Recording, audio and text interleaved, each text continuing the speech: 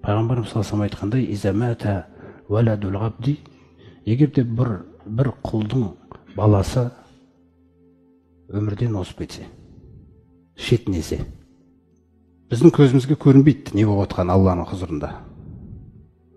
Біздің көзімізге көрінген біреудің сәбиі дүниеден шетінеп кетті. Бұлай қарасаң көңілге ауыр, бауыр етің мысалы. Бірақ неге намаз оқып жүрген, ораза ұстап жүрген адаммен Алла Тағала бұлай істеді? Неге? Пайғамбарымыз ғайыпты ашады. Қалаллаху ли малаикатихи. Періштелер кеп жаңағы баланың жанын алып кеткен періштелерге Алла Тағала айтады дейді. Қабаттум валада ғабди, құлымның сәбиін алып келдіңдер ме деп.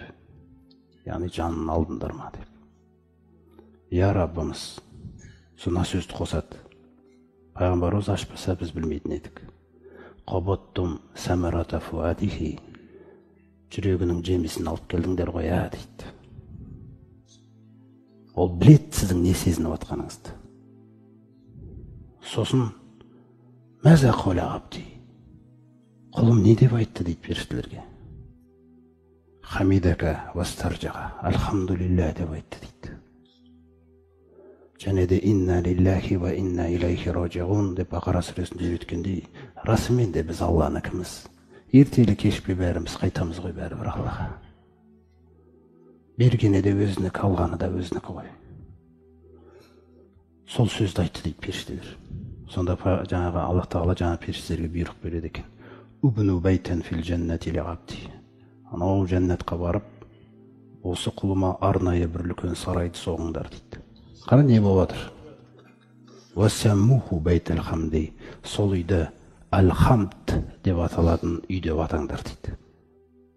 Жаңағы сәбидің озып кетуі Алланың рахым екен бұл.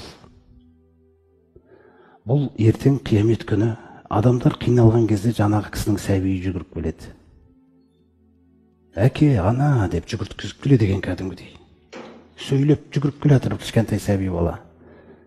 Маған болысуға рұқсат етті, әм болысуым қабыл болады деді деп.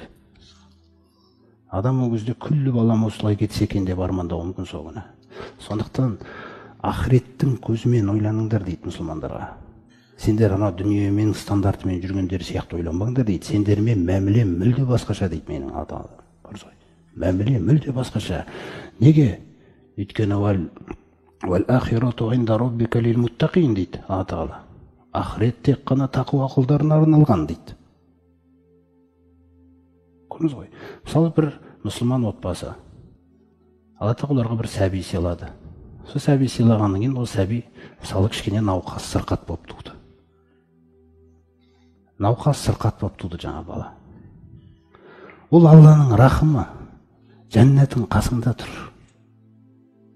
Ол сенің жәннатың, одан басқа нәрсе емес ол. Еді қайтесің, Раббың сені солай сүйсе қайтесің. Пайғамбарымыз саллаллаху айтып отыр ғой. Иза ахаббаллаху қауман. Егер Аллах Тағала бір адамдарды сүйсе дейді. Ибталахум. Осындай емтихандардан өткізеді дейді. Фаман радия фалаху рида. Кімде-кім сол тағдырға ризалық танытса, мен де ризамын ғой дейді оған. Ва ман сахита фалаху сухту. Кімде-кім наразы болса, онда мен де наразымын дейді оған. Көрдіңіз ғой. Осындай жағдайлар құрметті жамағат. Сондықтан сіз бір нәрсеге қолыңыздың жетпей қалуы, ол Алланың саған сүйгені жетпей қалғаны. Бір нәрсеге қолың жетсе, ол тек альхамдулилля деген сөзді ғана естігісі келеді сенен. Болды, басқа да сөзді қоспай жүрге. Сосын оны жеткеннен кейін ол нығмет қой. Не істейсің оған жеткеннен кейін? Шүкір ет дейді оған. Айып салып қоямын дейді. Көрдіңіз ғой. Сол секілді әрбір қабілет адамға беріп жатқан нәрсесі, ол күллі Алла Тағаланың нығметі. Бізден қаланатын нәрсе шүкірлік. Осыны абыройлы өмір дейді, достойный өмір дейді. Алланың алдындағы. Осы нәрсе біздің дүниеде де ақыретте де ертең Алла Тағаланың алдында абыройға еленуімізге апаратын нәрсе.